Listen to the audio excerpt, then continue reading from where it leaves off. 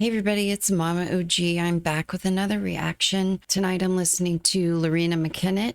The song is Dante's Prayer, and this is the version from the whole concert at Nights from the Alhambra. This is by way of donation from Dave. Dave, as always, thank you so much. He suggested that I go ahead and listen to the song within the full concert video because there's an explanation of how the song was written. So I've got it queued up to 35:51. I think it was 35:50, he said. Let's go ahead and not waste any more time.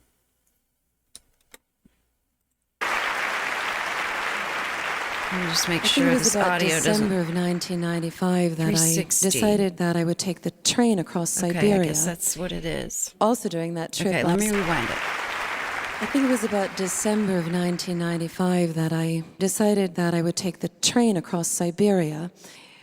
Also during that trip, I was reading Dante's Inferno, and it was quite interesting, the fusion of these two experiences, because Russia was going through such a transformation and a very challenging and difficult one.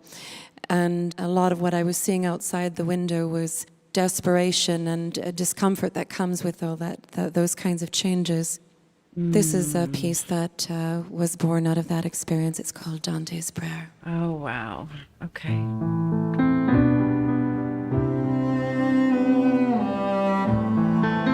Cello.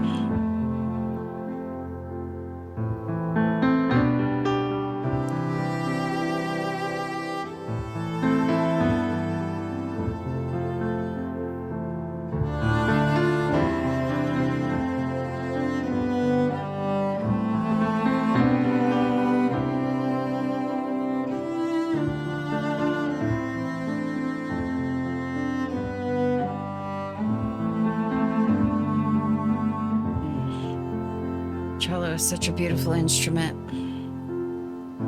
When the darkwood fell before me, and all the paths were overgrown,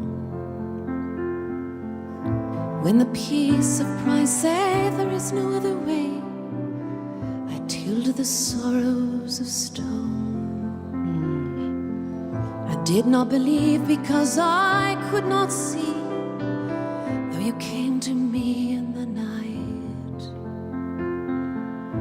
When the dawn seemed forever lost, you showed me your love in the light of the stars.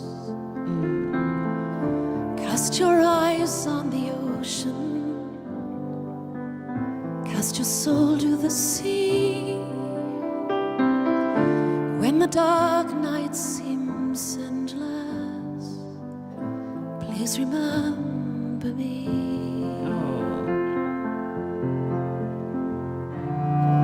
When the mountain fell before me by the deep well of desire, from the fountain of forgiveness, beyond the ice and the fire, cast your eyes on the ocean, cast your soul to the sea. When the dark night seems endless, please remember me.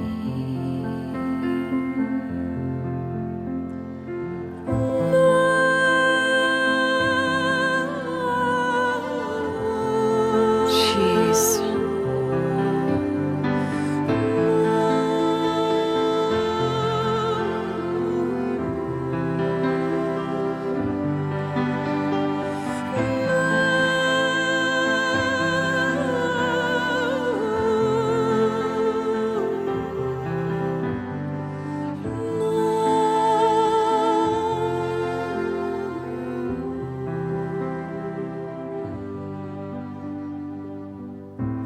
We share this humble path alone. How fragile is the heart. Give these clay feet wings to fly, to touch the face of the stars. Breathe life into this feeble heart. Lift this mortal veil of fear. Take these crumbled hopes, etched with tears, will rise above these earthly cares. Cast your eyes on the ocean, cast your soul to the sea. When the dark night seems endless, please remember me. Please remember me. Please remember. Got two violins going. Please remember. Please remember. Please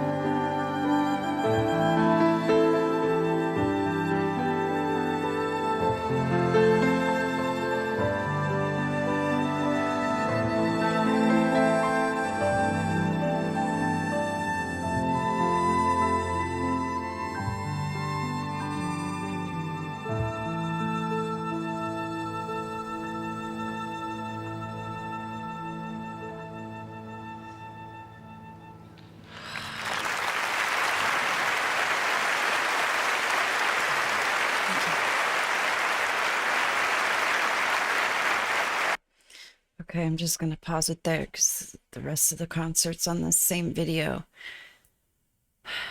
I'm really glad that I watched this version of it and learned how the song came to be, because it was good to know that she was on a train in Siberia shortly after the Soviet Union fell. Within a few years later. I know that happened like around 1991. I don't know how to say this. I'm quite familiar with Russian history from the last like 300 years. I'm quite familiar with the conflict going on over there right now between Russia and Ukraine. I lived through the Cold War. I'm an heir of the Cold War. When I was 19 years old, I had an experience that not many people can say they've had. We lived in Minnesota. I believe it was 1991, June, when President Gorbachev from Russia came to the United States. So my mother and my stepfather were one of the people, along with the governor of Minnesota, who greeted Gorbachev off of the plane. The year before, I had taken a photography class in high school at Votech school. And I was there just in a capacity to take pictures. I was on the sideline along with all the crowds. I was up on the tarmac with, a lot of other reporters and other onlookers. And I was at the front of this crowd. And in front of me, probably 10 feet, was a whole line of, I think they called them Ziln. It's the Russian limousine. Or Zin or Ziln or something. There was a whole line of those. And then behind that, several more feet away, was the plane that he was coming off of. And my parents were down at the bottom of the steps. And he was supposed to come down the stairs he was with his wife and shake all of their hands and get right into his car. But he kind of became infamous for breaking off from what he was supposed to be doing. And sure enough, he broke off from going. He didn't go right to his car. He went right through the cars in between, and he walked right up to me and reached out his hand, shook my hand. He had people, his guards surrounding him. There was an interpreter, and he shook my hand and he said, "It's so nice to be able to walk up to a young American woman and just shake your hand." And at the time, I didn't really know what that meant.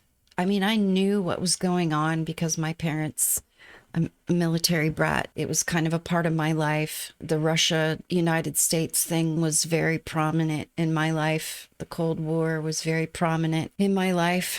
And I didn't know what exactly, but, of course, in retrospect, it was very special to me.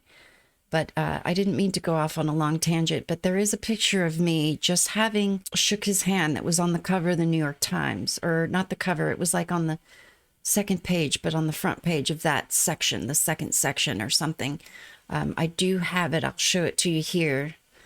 I was wearing these little white gloves because it was June, but it was still Minnesota and it was freezing that day. And I was just in such shock. And you could see me. I had my glove covering my mouth, and I was all excited. I was freaking out, my little white gloves. This is a picture of the whole page, but the part up here, it was kind of grayed out. So I'm fully aware of what she means when she spoke about being on the train going through Siberia and seeing how what was going on in Russia at the time was affecting the people, and people were really struggling. I think as a whole, the whole country struggled to kind of get back on its feet. And I know it's struggling now. To make a long story short, I find it amazing how an artist will take a real life experience and turn it into a beautiful song. It just sounded like something she wrote to give people encouragement when when the dawn is, or the night is endless and the dawn seems so far away. Remember me. That trip inspired her based on what she saw, and she wrote a song about it. I think that's just amazing. She spoke something about how it was a juxtaposition between what was supposed to be reading Dante's Inferno and riding a train through snowy, cold Siberia. So that was pretty interesting as well. This was a beautiful song. Of course, her voice is amazing. I've learned that the very first song that I listened to from her. I hope to hear a lot more from her. I do have a lot more on my list, but continue to suggest songs to me. I just want to make sure I don't miss anything. Thank you so much, Dave, and thank you all for watching. I will see you next time.